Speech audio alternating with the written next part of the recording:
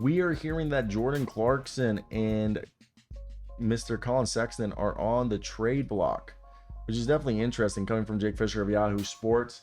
The Utah Jazz are being considered both a buyer and a seller at this juncture, with ball handlers Jordan Clarkson and Collin Sexton and Talen Horton-Tucker considered available for trade, sources said. While the Jazz are confident in rookie Keontae George's fitness as their point guard of the future, the Jazz have registered interest in several veterans, including DeJounte Murray, and said to possibly hold the position in the interim.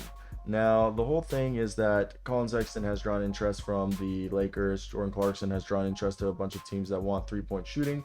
So, for me, I think when you look at the situation as a whole or holistically, I think the biggest thing is that Collin Sexton is a scoring punch, and they've been really liking him. But I think when Jordan Clarkson, a guy that's been drawing interest from the Knicks, if you look at that team, the Knicks are probably saying, give us Jordan Clarkson, and we have a package of Evan Fournier and Quentin Grimes that could interest you. And if I'm Utah, I'm sitting there, I'm like, Quentin Grimes is kind of nice. Jordan Clarkson making $23.4 million. You get the deal done that way. Maybe also another guy, Collin Sexton, could be the guy that maybe a team like the Celtics are more interested in. With Sexton, you're getting a microwave who can facilitate. He's a guy who's averaged 20 points a game. He can average close to 10 assists a night, but he's going to give you porous defense. Same thing with Jordan Clarkson, but he's not going to have much of the passing chops, but he's going to have a bit more scoring ability, especially off the bench. But he is under contract for 2 more seasons, and so is Collin Sexton. Collin Sexton's contract increases up to almost $19 million, while after the season, Jordan Clarkson's contract drops from $23.4 million, which is basically just under 23.5. He drops to $14 million, which is a lot more manageable if you have the money to do this deal right now. Which, again, I think out of the two players, I personally, if I'm a younger team trying to make that jump, I'm going for Collin Sexton. But if I'm a contending team and I really need help off the bench, we've seen many teams like a Milwaukee Bucks, which I don't think the Milwaukee Bucks have the money to do this deal because it would require them trading Bobby Portis, Pat Connaughton, and Marjon Beauchamp in a 3-player deal just to get the salaries there. I think they give up too much to do this deal, but I do believe that contending teams like that would have interest in a Jordan Clarkson deal if they have the salary to move for him. So the Pacers supposedly called up the Jazz and were like, hey, what would it take to trade Lauri Markkanen? And that was before they, did the Pascal Siakam deal. And the Jazz showed no interest in trading Markkanen. Zach Lowe of ESPN says Markkanen hasn't emerged as an all-star, borderline all-NBA player in the league. Basically the closest thing to Dirk Nowitzki we've had since Dirk Nowitzki.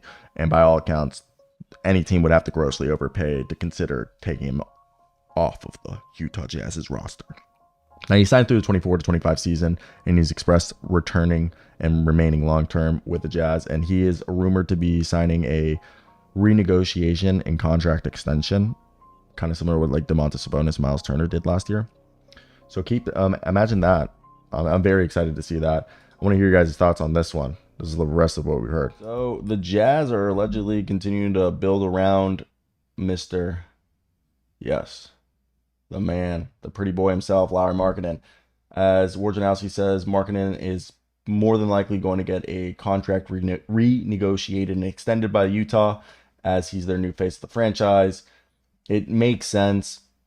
And with Lauri, what you have right there is a guy who, especially with what they talked about earlier today, how the parity across the league, you're not going to have these 3-headed teams anymore. You're going to have 2-headed teams, and Lauri's good enough to be a 2-headed monster. And at this point, what you have with Lauri is a guy who can average 30 points a game, a guy who's going to be on contract for the foreseeable future. He's 7 foot tall. He can shoot threes at a high clip or get to the rim in just 2 steps. He has the ability to shoot from 3, but has taken that step to be an all-star, all-NBA player. He's basically the more athletic modern day Dirk. The confidence is through the roof. His consistency has followed, and he's buried early criticism of rebounding and defending and become better on those things. And he can play the 5 effectively in spurts, but he's best paired with a rim protector like Walker Kessler. And he's going to finish his career as a multi-time all-star, maybe an all-NBA player. So it makes sense that you want to build through this guy because all you need to put is defense around him.